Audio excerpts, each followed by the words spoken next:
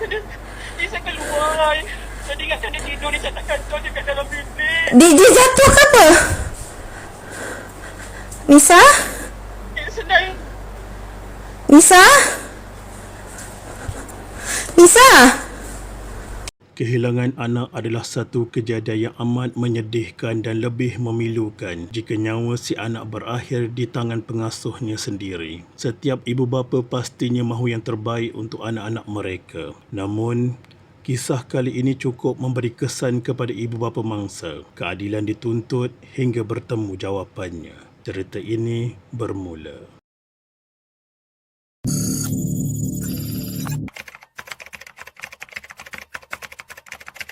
Pada 22 Februari 2022, seorang kanak-kanak perempuan dikenali Norania Ashifa Yusri ditemui meninggal dunia selepas dipercayai lehernya tersangkut pada kain buaian di pusat jagaan kanak-kanak di Taman Nusari Aman 2, Bandar Seri Sendayan, Negeri Sembilan.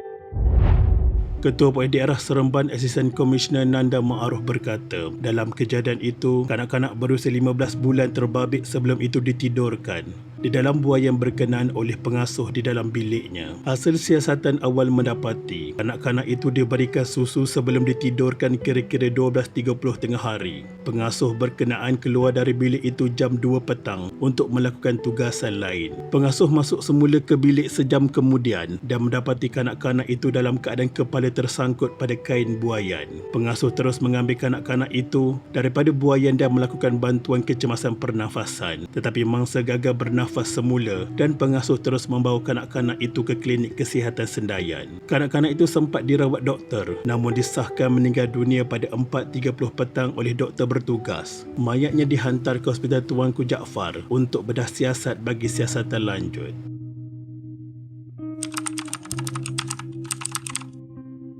Seramai 18 individu dipanggil untuk dirakam percakapan bagi membantu siasatan. Antara yang diambil keterangan itu termasuklah pengasuh dan ibu bapa kepada bayi atau kanak-kanak yang dihantar ke pusat asuhan terbabit. Hasil bedah siasat di Jawatan Perubatan Forensik Hospital Tuanku Jaafar Seremban, punca kematian adalah disebabkan tekanan di leher. Siasatan diteruskan mengikut Seksyen 31-1 Akta Kanak-Kanak 2001 dan kertas siasatan dimajukan kepada Timbalan Pendakwa Raya untuk arahan lanjut.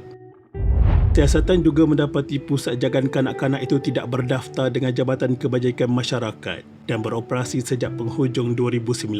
Pusat asuhan itu dimiliki dan dijalankan dua wanita berusia 29 dan 37 tahun. Ketika kejadian seramai 15 bayi dan kanak-kanak berusia 6 bulan hingga 7 tahun termasuk mangsa di pusat asuhan terbabit.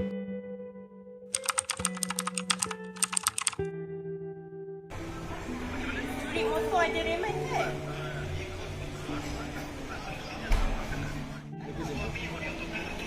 Oh, I'm talking to sekarang ni. Bukan, sekarang ni I nak tahu. You tak suka ke buat Raymond? Tahu I, polis suka sebab dia ada masa untuk siasat. Kalau Raymond. So kalau kes kematian, you rasa memang sekejap, sekelip mata, satu statement you dah boleh buat kesimpulan. No, macam ni. Kes Syifa ni, dia meninggal dunia. Betul tak?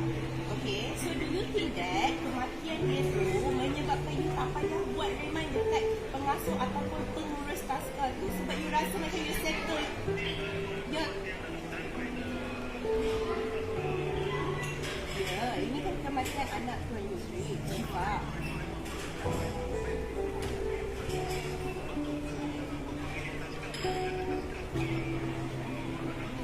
Saya tak ada bunuh.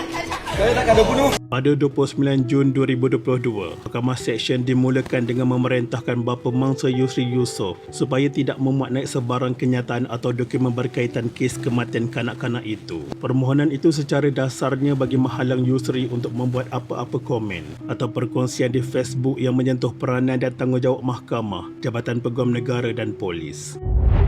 4 14 saksi dipanggil memberi keterangan di Mahkamah Coroner pada prosiding hari pertama inquest bagi menyiasat punca kematian mangsa. Prosiding di hadapan Coroner Datuk Sorita Budin dimulakan dengan memanggil anggota Balai Polis Mambau dan Korporal Karunisa Muzlan yang juga penerima laporan pertama.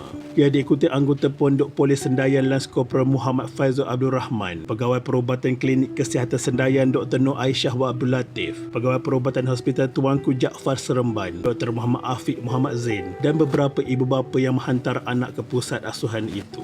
Saksi ketiga Dr. Nur Aisyah memaklumkan mangsa dibawa ke klinik kesihatan Sendayan pada 3.45 petang oleh seorang wanita bertudung. Beliau kemudian mengarahkan petugas kesihatan membawa mangsa ke bilik rawatan untuk diberikan bantuan kecemasan awal. Pegawai dan pembantu perubatan lain kemudian melakukan beberapa prosedur termasuk bantuan pernafasan selain suntikan adrenalin serta memasukkan air ke dalam badan mangsa, namun tiada respon positif diterima. Dr. Nur Aisyah berkata kes itu kemudiannya diserahkan kepada Dr. Muhammad Afiq yang tiba pada 4.15 petang.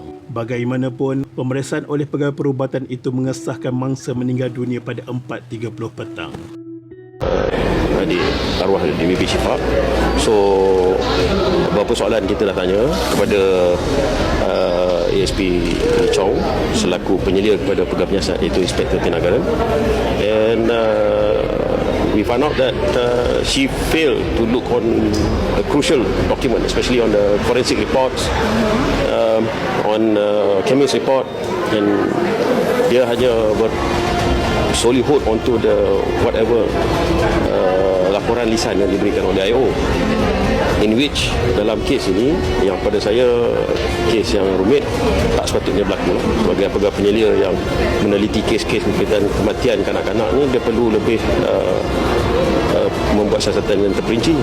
Saksi ke-18 iaitu pakar forensik Hospital Tuanku Jaafar Seremban, Dr. Hanif Mahmud 40 tahun tetap dengan pendirian bahawa punca kematian bayi itu adalah disebabkan tekanan pada leher. Berdasarkan kesan luka lecekan di leher mangsa yang melanjut naik tanpa ada sebarang tekanan atau kecederaan dalaman pada tubuh mangsa. Pada prosiding yang bersambung pada 11 petang, pihak pendakwaan meminta mahkamah memberi teguran kepada bapa mangsa kerana memaki saksi iaitu pakar forensik dan pegawai penyiasat kes dengan mengeluarkan perkataan kurang sopan yang boleh mengganggu emosi kesemua saksi.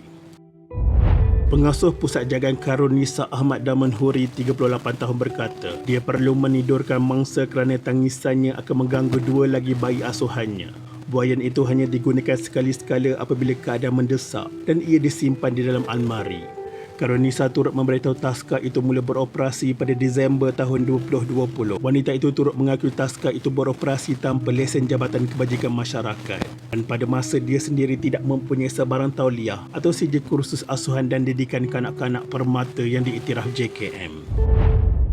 Pada 3 Ogos 2023, saksi ke-23, ibu kepada mangsa Anida Idrus 42 tahun tidak dapat menahan sebab ketika memberi keterangan di Mahkamah Coroner saat menyentuh emosi di kamar berkenaan apabila Anida dilihat menatap baju yang dipakai anaknya ketika kejadian sebelum menekap pakaian itu ke mukanya apabila diminta membuat pengecaman. Menjawab soalan Zahidah sama ada Anida mengetahui bahawa pusat jagaan berkenaan berdaftar atau sebaliknya, pensyarah perguruan dalam bidang perkembangan kanak-kanak itu menganggap pengasuh taska itu menipunya. Pada 2018, dia bertanya pasal pendaftaran taska. Dia dimaklumkan ia berdaftar masa menghantar kakak Syifa yang dia nampak sijil pengasuh kedua Nazira Ahmad Damanhuri dipamerkan di ruang taska. Dia tiada masalah dengan pengasuh itu sejak mengenalinya pada 2018.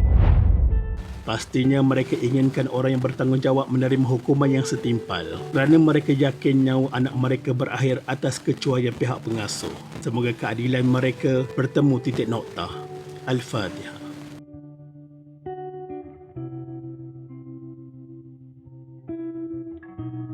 Sekian, terima kasih.